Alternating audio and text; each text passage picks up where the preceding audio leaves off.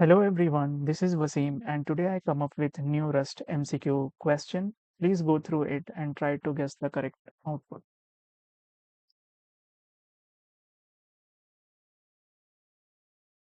Now let's discuss the answer. So the correct answer will be B, 5 and 4. Let's run.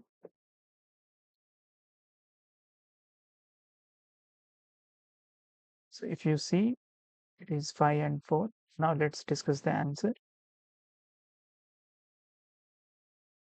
So if you see here, X is assigned to 5, okay, and Y is assigned to this anonymous function where X is 3 and they are returning x plus 1. So this will be 3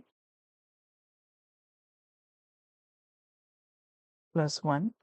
As there is no semicolon here, so this will be returned to y. So y will be assigned to 3 plus 1, which is 4.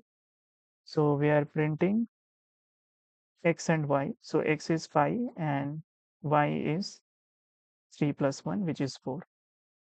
I'm done with today's video. See you in the next.